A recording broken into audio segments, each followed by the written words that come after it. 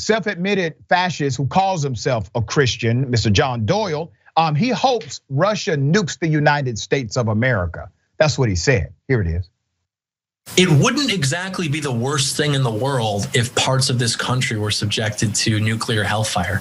I mean, we're an abominable country. We glorify everything that is the most wrong and abominable. So maybe we deserve it. And I think the only reason we haven't gotten to that point is probably because there are still parts of the righteous remnant left. And as long as those people stay righteous, I guess we'll be spared. But it really wouldn't be the worst thing in the world if places maybe like New York City or Washington, D.C. were just deleted. I mean, these are terrible, God-forsaken places. Let's put up his picture full of masks. So this sick individual, he is now calling for a foreign country to literally nuke men, women, and children indiscriminately. And he is now providing a target list, but he calls himself a Christian. He calls himself a patriot. He calls himself a conservative. You have to think about this. These individuals are antithetical to anything that's normal. Anything that's about coalition building, unity, life protecting, they are against it. These individuals are pro-death. They are pro-violence. This person has just called for the killing of millions of people in the United States of America. Will anyone from the Christian conservative movement talk against him? No. Will Mitch McConnell say, we don't tolerate this kind of rhetoric from those on the right? No. Will Donald Trump perhaps provide leadership and create a contrast between his statement and the movement of the conservative agenda? No, because they are synonymous. That's why. Okay, let's put up his picture again. He's with Kyle Rittenhouse, his buddy, right?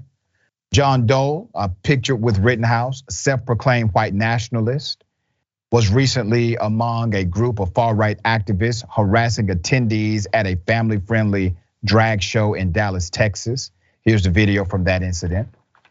Fist of Christ will come down on you very soon. The fist of Christ. We're done with this. Is that your fist? We're done with this. It's your Groomer! It's your Groomer! fist of Christ. You disgust me. Groomer! Groomer! Groomer!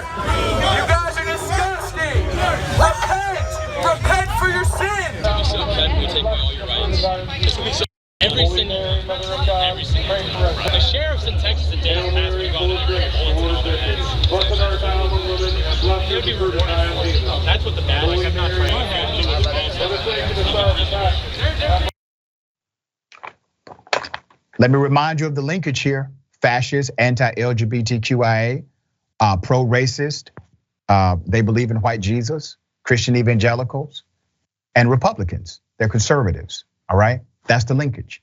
That's the linkage. So when people say, well, Doc, just because somebody supports Donald Trump, why do you call them racist? Here's why. That's exactly why. If you support Donald Trump, I will first assume that you are racist. If you are a person of color who supports Donald Trump, I will first assume that you hate your own community.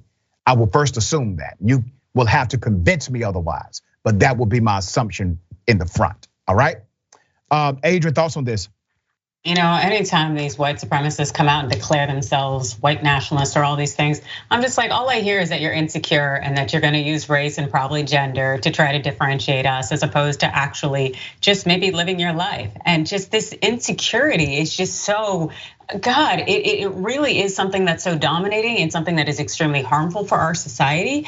And I don't understand why people continue to receive platforms to speak this hate. But it's clear that this is something that will continue, unfortunately, since the rise of Donald Trump. I just don't necessarily know what we can do as a nation to shut it down.